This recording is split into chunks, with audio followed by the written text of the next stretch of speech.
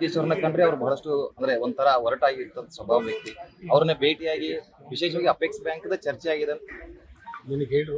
ಇಲ್ಲ apex bank ಚರ್ಚೆ ಮಾಡಿದ್ದು ಸುದ್ದಿ ಆ ಥರನೇ ಹರಡ್ತಾ ಇದೆ. ಅಪೆಕ್ಸ್ ಬ್ಯಾಂಕ್ ವಿಚಾರಣೆ ಆಗ್ತಾ ಇದೆ ಅಂತ ಸುದ್ದಿ ಬೇಕಾದ ಹರಡು. 4,000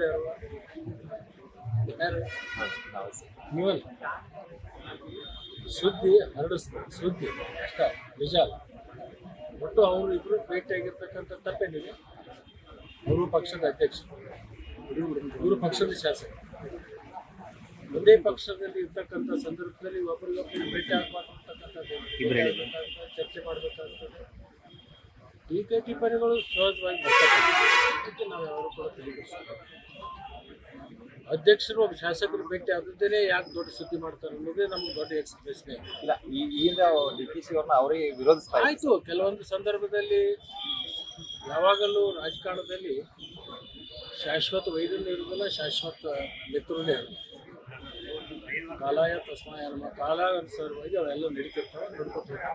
ಯಾರಾಗ್ತಾರೆ ಎಂಎಲ್ಎ ಅಭ್ಯರ್ಥಿ 2028 ಶೀಘ್ರದಲ್ಲೇ. ಪ್ರತಿದಿನ ಒಂದೊಂದು ಕ್ಷೇತ್ರದ ಟಿಕೆಟ್ ಆಕಾಂಕ್ಷಿಗಳ ಸಂಪೂರ್ಣ ಮಾಹಿತಿ ಪೊಲಿಟಿಕಲ್ ಜರ್ನಲಿಸ್ಟ್ KM ಶಿವಕುಮಾರ್ ಅವರಿಂದ. ಕರ್ನಾಟಕದ ನಂಬರ್ 1 ಡಿಜಿಟಲ್ ಮೀಡಿಯಾ ನಿಮ್ಮ ನೆಚ್ಚಿನ ಕರ್ನಾಟಕ ಟಿವಿಯಲ್ಲಿ ಮಾತ್ರ.